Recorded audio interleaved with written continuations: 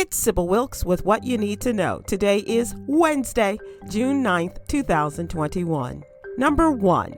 Tuesday, Senate investigators released the first and what may be the only report about the January 6 attack on the U.S. Capitol. The 127-page document is the review by 2 Senate committees on the attack of Congress as it sought to certify President Biden's election victory. In pointing to security and intelligence failures, the bipartisan group issued a look at the how, but not the why, including the breakdown in communications and a lack of resources available to forces on the ground during the attack.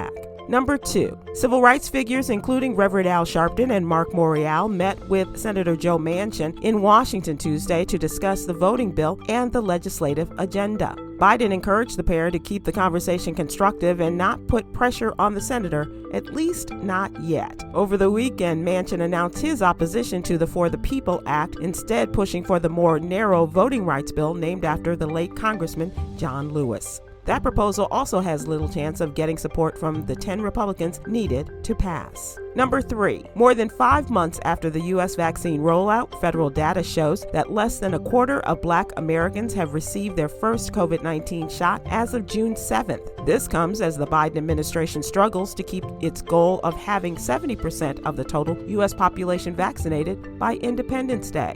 Officials say without significant progress in vaccinating Black people, the virus could continue circulating within the community for months, putting African Americans at greater risk if new, more contagious strains evolve later this year. Number 4. While police reform is a major focus and fills daily headlines, economic power continues to be a necessary component of the cause of racial equality. Last summer, a campaign was born challenging major retail companies to commit to buying 15% of their inventory from Black-owned businesses. 15% is the brainchild of fashion designer and founder of label Brother Veliz, Aurora James. Read more about the 15% pledge and how you can commit to empowering Black-owned businesses in today's newsletter. Number 5. In another major setback for getting rid of student loans, President Biden will not include any student loan cancellation in his annual budget. Young Black adults take on 85% more education debt than their white counterparts. While running for president, Biden wanted Congress to cancel up to $10,000 of student loan debt, but hasn't put any policy for student loan cancellation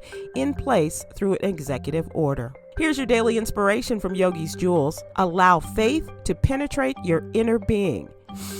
Inhale faith, exhale doubt. Join me today live on YouTube and Facebook at 7 p.m. Eastern, 6 p.m. Central with Myra J. and Stephen Hill as we discuss today's top headlines and more. Thank you to our What You Need to Know partners, Alpha Kappa Alpha Sorority Incorporated and Black Voters Matter. To subscribe to my free daily newsletter, please visit SybilWilkes.com. Be informed, be empowered.